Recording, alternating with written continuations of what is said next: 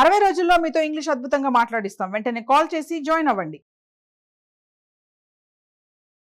నమస్తే, welcome back to Suman TV. నేను మీ సంజయ్. ఈరోజు మనతో పాటు ఉన్నారు the mentor and the author Vivek Chandra గారు. సార్తో మాట్లాడి కొన్ని విషయాలు తెలుసుకుందాం. నమస్తే సార్. నమస్తే అండి. ఎగ్జాక్ట్లీ ఇక్కడ చూసుకుంటే కొంతమంది తల్లిదండ్రుల వల్లే పిల్లలు చెడిపోతున్నారు, లేకపోతే టీచర్స్ సరిగ్గా చెప్పకపోవడం వల్ల పిల్లలు చెడిపోతున్నారు, ఎడ్యుకేషన్ అవ్వట్లేదు అని చెప్పేసి ఒకరి మీద ఒకరు వాదనలు వినిపించుకుంటూ ఉంటారు. ఎక్కువగా చూసుకుంటే అసలు ఎవరి పాత్ర ఎంత ఉందంటారు అసలు పిల్లలు బాగుపడడంలో? పిల్లలకు సంబంధించి చదువు, ఎస్ రైట్ సంజయ్. అయితే ఇక్కడ ఒక చిన్న చెడిపోవడం అనే వర్డ్ కాదు, కానీ చదువు కంపేర్ చేసుకున్నప్పుడు వీళ్ళ పిల్లలు చదువులో రాణించలేకపోతున్నారు అనుకున్నప్పుడు మీరు అన్నట్టుగా ఎవరి పాత్ర ఎక్కువ ఉంటుంది? పేరెంట్స్ ఏమో మాకు టైం ఉండట్లేదు, మాకు టైం ఉండట్లేదు అని కొంతమంది ఉంటే, వాళ్ళ విద్యార్థి వాళ్ళ పిల్లలు 8 గంటలు 6 నుంచి 8 గంటలు, కొన్ని చోట్ల 10 గంటలు మీ దగ్గరే ఉంటారు, టీచర్ల మీద కొంతమంది అంటూ ఉంటారు. సో ఇలా మనం చూస్తూ ఉన్నాం మన సొసైటీలో. ఇలాంటిది ఎప్పుడు టీచరు, పేరెంట్ ప్లస్ స్టూడెంట్ మధ్యన ఉండేది స్టూడెంట్. సో ఇది ఒక ట్రయాంగిల్ లాంటిది, ఇక్కడ ఒక పేరెంటు, తల్లిదండ్రులు, ఉపాధ్యాయులే కాకుండా విద్యార్థి యొక్క పాత్ర కూడా ఉంటుంది. విద్యార్థి యొక్క సమగ్ర అభివృద్ధికి మనము త్రిమూర్తులు లాంటి వాళ్ళు. ఇది త్రిమూర్తులు అనవచ్చు మనం. ఈ త్రిమూర్తుల్లో ఎవరు అల్టిమేట్, ఎవరు విక్టిమ్ అయినా, విక్టర్ అయినా, విన్నర్ అయినా స్టూడెంట్.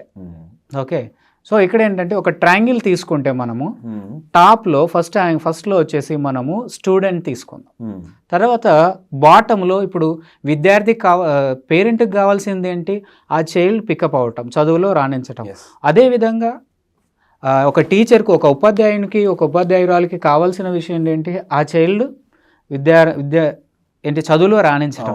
వీళ్ళిద్దరు ఏంటంటే పిల్లర్స్ లాగా, పిల్లర్ బేస్ లాగా ఉండి ఆ విద్యార్థి బాగుపడటానికి, చదువులో రాణించడానికి ఉపయోగపడతారు, ఆలోచిస్తూ ఉంటారు. అయితే ఈ ఆలోచన డోస్ పెరిగినప్పుడు అది కొంచెం తీవ్రంగా నెగిటివ్ రిజల్ట్ ఇచ్చేలాగా ఉంటుంది. ఇలా ముగ్గురి పాత్ర ఎంత ఉందో అబ్జర్వ్ చేద్దాం. ఓకే, అయితే ఇక్కడ ఒక విషయం ఏంటి గుర్తుపెట్టుకోవాలి అంటే, మనం ఖచ్చితంగా ఫస్ట్ విద్యార్థి తన రోలే ఎంత ఉందో తెలుసుకుందాం. ఫస్ట్ మనం టీచరు, పేరెంటు, తర్వాత విద్యార్థి తన రోలే ఎంత ఉందో తెలుసుకుందాం ఫస్ట్. అయితే ఏ విద్యార్థి అయినా సరే తన పాత్ర ఏంటంటే లెర్న్, అంటే నేర్చుకోవటం.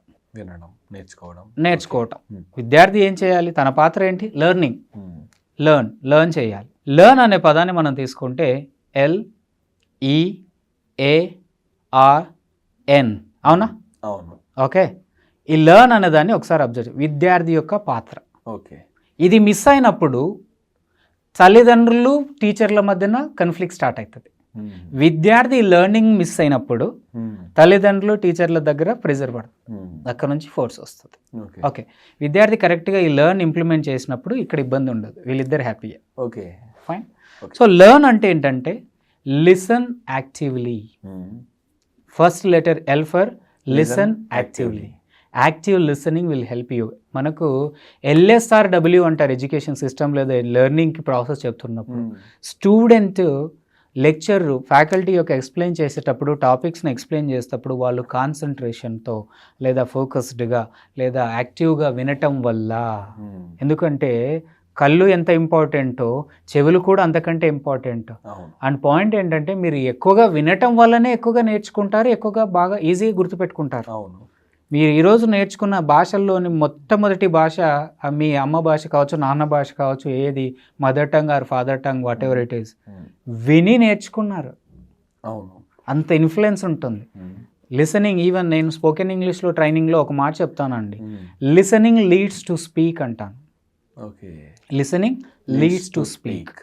సార్ మరి బాగుంది, మీరు సిలబస్ అయిపోయిన తర్వాత చివరి ఎగ్జామ్స్ మూమెంట్లో ఈ మాట చెప్తే ఎలా? నాకు జూన్లో బిగినింగ్లో చెప్పింటే బాగా వినేవాడిని సార్ అనుకో.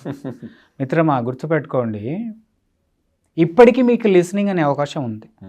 మీకు గుర్తుందా, మన గురు సమ్మానులు ఎండమూరి వీరేంద్రనాథ్ సార్ రాసినటువంటి పుస్తకాలలో ఒక బుక్లో ఇలా మెన్షన్ చేసి ఉంటాడు, మీ సిలబస్ని మీ ఓన్ వాయిస్ ద్వారా రికార్డ్ చేసుకొని వింటూ ఉండండి అని.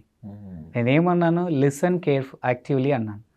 ఫ్యాకల్టీ టీచింగ్ అయిపోయింది, ఇప్పుడు మీరేం చేయొచ్చు? ఇప్పుడు టెక్నాలజీ పెరిగిపోయింది, టెక్నాలజీ పెరిగిపోయింది, ప్రతి ఒక్కరి రికార్డర్ ఉంది. ఒక రికార్డర్ తీసుకోండి, మీ సిలబస్ ఏదైతే ఉందో కీ పాయింట్స్ అన్నిటిని లేదా సిలబస్ అంతా రికార్డ్ చేయండి. చేసి మీకు అవకాశం దొరికినప్పుడల్లా టైం వేస్టర్స్ని ఫైండ్ అవుట్ చేసి వింటూ ఉండండి. ఓకే, సిలబస్ కవర్ అవుతుంది. లెర్న్లో ఫస్ట్ థింగ్ ఏంటి? L, listen actively. Next E for engage in studies. ఏ అంశమైనా మీరు నేర్చుకోవాలి అంటే ఫిజికల్గా మెంటల్గా దేంట్లో అయితే మీరు ఎంగేజ్ మెంటల్లీ అండ్ ఫిజికల్లీ చదువులో లీనం లేదా నిమగ్నం అవటం వల్ల మీరు గుర్తుపెట్టుకోండి, వెహికల్ నేర్చుకుంటున్నారు లేదా కార్ నేర్చుకుంటున్నారు, ఎలా ఉంటుంది? ఫస్ట్ రోజేమో ఎవరో హ్యాండిల్ లాక్కెళ్తారేమో అన్నట్టుగా 2 చేతులు స్వెట్ వచ్చేసి ఉంటాయి, మొత్తానికి వదలకుండా ఎవరో లాక్కెళ్తారని గట్టి పట్టుకుంటాం. ఓ 1 మంత్ తర్వాత స్టేటస్ ఏమైపోయింది అంటే సింగిల్ హ్యాండ్తో మన హైదరాబాద్ బిజీ రోడ్ల మీద కూడా జిక్ అని చెప్పేసి మామ వస్తున్నాను సింగిల్ హ్యాండ్తో రైడ్ చేస్తూ పోతాం. అంటే ఏంటి? ఇక్కడ ఇంకొక విషయం, ఇది మెమొరీ కూడా కనెక్షన్ ఉందండి, మీరు మర్చిపోరు. చెప్పండి, కార్ నడపడం, బండి నడపడం ఎప్పుడు మర్చిపోతారు? స్విమ్మింగ్ వచ్చిన వాళ్ళు స్విమ్మింగ్ ఎప్పుడు మర్చిపోతారు? సైకిల్ తొక్కడం వచ్చిన వాళ్ళు ఎప్పుడు మర్చిపోతారు? మర్చిపోరు. ఎందుకు తెలుసా? మీరు చదువులు నిమగ్నం, అది నేర్చుకునేటప్పుడు నిమగ్నం అయ్యారు, ఫిజికల్గా మెంటల్గా. మైండ్ అక్కడే ఉంది, బాడీ అక్కడే ఉంది. మీ ఫస్ట్ రైడ్ చూడాలి, వావ్, ఆ అనుభూతి అంటాం. ఇట్ లీడ్స్ టు అనుభూతి అగైన్. ఎప్పుడైతే చదువులో నిమగ్నమై అనుభూతి చెందుతారో ఆబ్వియస్గా చాలా ప్రాబ్లమ్స్ సాల్వ్ అవుతాయి. మనకు నెక్స్ట్ వచ్చేసి A for ask questions. Next one ఏంటి? A for ask questions. ఖచ్చితంగా మీరు నేర్చుకున్నప్పుడు డౌట్స్ ఏవైతే ఉన్నాయో ఎప్పటికప్పుడు మీ ఫ్యాకల్టీ వాళ్ళు ఎంటబడండి. మీరు ఇప్పుడు ఎగ్జామ్స్ టైంలో ఖచ్చితంగా ఎంటబడండి, నేను ఖచ్చితంగా చెప్తాను. ఏ ఫ్యాకల్టీ ఎంటబడి మీ డౌట్స్ అన్ని క్లారిఫై చేసుకోండి. Ask all the doubts to be clarified. Ask questions. Next మనకు వచ్చేసి read and revise regularly. Or for read and revise regularly. Okay, next one never procrastinate. మీరేం చేస్తారు తెలుసా? ఎందుకు ఈరోజు ఎగ్జామ్ సీజన్లో ఇబ్బంది పడుతున్నారంటే జూన్, జూలై, ఆగస్టు ఈ మంత్స్ అని కూడా మీరు పెండింగ్ పోస్ట్ పోన్ చేసుకుంటూ వచ్చారు. వాయిదాల పద్ధతులు మొత్తం సిలబస్ వాయిదాలు వేసేసారు కాబట్టి దాన్ని నెవర్ పోస్ట్ పోన్ అంటాం. ఒక విద్యార్థి పాత్ర లెర్న్ అనే వర్డ్ కరెక్ట్గా ఇంప్లిమెంట్ చేస్తే తల్లిదండ్రులకి ప్రెజర్ ఉండదు, ఉపాధ్యాయులకి ప్రెజర్ ఉండదు. ఓకే, త్రిమూర్తుల్లో ఒక. కమింగ్ టు తల్లిదండ్రుల గురించి మాట్లాడుకోవాలి. తల్లిదండ్రులు, ఈ వీడియో చూస్తున్న తల్లిదండ్రులు దయచేసి మీరు అందరికి కూడా రిక్వెస్ట్ ఏంటంటే పేరెంట్ రోల్ నుంచి మీరు ఇంకోటి గైడ్ రోల్ తీసుకోండి. నేనేం చెప్తున్నాను? Parent role to guide role. అంటే ఒక పేరెంట్గా మీకు పెయిన్ ఉంటుంది, అన్నీ ఉండి మీరు ఏం చేస్తారంటే మీ యొక్క ట్రీట్మెంట్ వేరేలా ఉంటుందండి. దయచేసి ఒక గైడ్గా ఆలోచించండి. ఒక గైడ్ అంటే ఎప్పుడు ఏం ఆలోచిస్తాడు అంటే విద్యార్థులను పూర్తిగా అర్థం చేసుకొని వాళ్ళల్లో ఉన్న మైనస్లను అస్తమానం కంపేర్ చేసి తిట్టటము, అలా చేసి ఇలా చేసి ప్రెజర్ చేసినట్టుగా కాకుండా ట్రీట్మెంట్ కొంచెం మారుతూ ఉంటుంది.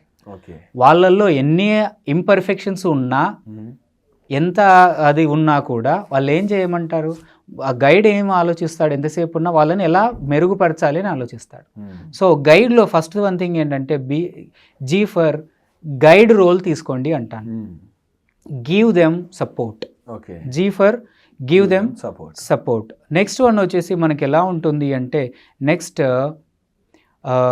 Understand their condition. అమాంతం మీ యొక్క అంబిషన్స్, మీ లక్ష్యాలు, మీ ఫీలింగ్స్, మీ ఫ్రస్ట్రేషన్ వాళ్ళ మీద రుద్దకండి. Understand their condition and needs and support them. Next I for inspiring atmosphere ఉండేలా చూడండి. ఇన్స్పైరింగ్ అట్మాస్ఫియర్ ఉండేలా చూడండి. D for direction. మళ్ళీ చెప్తున్నాను, మీరు పేరెంట్గా డైరెక్షన్ చేయకండి, ఒక గైడ్గా మాత్రం మీరు డైరెక్షన్ చేయండి. కావాలంటే అబ్జర్వ్ చేసి చూడండి, గైడ్కి పేరెంట్కి ఏంటంటే పెయిన్, ప్రెజర్ అన్నీ ఉండి అలా ఉంటారు. గైడ్ ఏమి ఆలోచిస్తాడు అంటే మెరుగ్గా, కొంచెం ఇంకా బెటర్గా ఆలోచిస్తాడు అనేది నా కాన్సెప్ట్. ఓకే, ఈ విధంగా ఎప్పుడైతే మీరు వాళ్ళకు గైడ్గా ఉంటారో ఆబ్వియస్గా ఒక డైరెక్షన్ ఎలా, డీ ఫర్ డైరెక్షన్ అనేది ఎలా ఇవ్వాలి, ఒక గైడ్గా డైరెక్ట్ చేయండి. ఓకే, చివరిగా ఈ for encourage them to boost their confidence. Encourage them to do the best. ఇది తల్లిదండ్రుల యొక్క పాత్ర. నేను నెక్స్ట్ మనం టీచర్ యొక్క పాత్ర తీసుకుంటే, Okay. ఉపాధ్యాయుల పాత్ర తీసుకుంటే ఏం చేస్తారు వాళ్ళు? టీచ్ చేస్తారు. మీరు సిలబస్ టీచ్ చేశారు, ఇప్పుడు దాన్ని ఏం చేయాలంటే transform that into tips. Okay. Teach అనే వర్డ్ని మళ్ళీ చెప్తున్నాను, ఎప్పుడు ఇలా రాయటం కాకుండా అప్పుడప్పుడు ఇలా రాయండి. టీచ్ అనే వర్డ్ని ఇలా రాయండి. టీచర్ ఏం చేస్తారు? టీచ్ చేస్తారు. టీచ్ చేస్తారు. టీచ్ ఏంటి?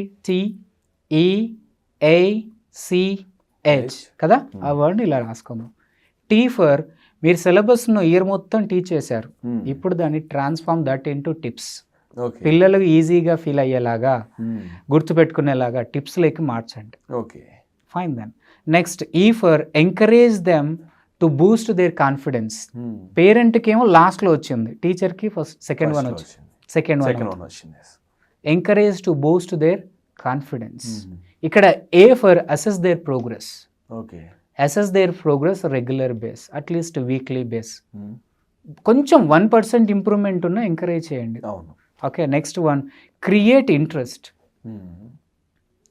సి వచ్చేసి create interest. And H for help them to boost their confidence, help them to do their best in exams. Okay. ఎలా హెల్ప్ చేయాలి?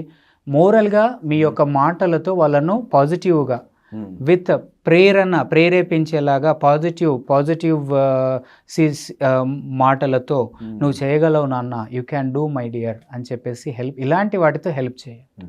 So these are the like విద్యార్థి యొక్క సమగ్ర అభివృద్ధిలో త్రిమూర్తుల పాత్ర. Student learn, parent be a guide not a parent, teacher teach.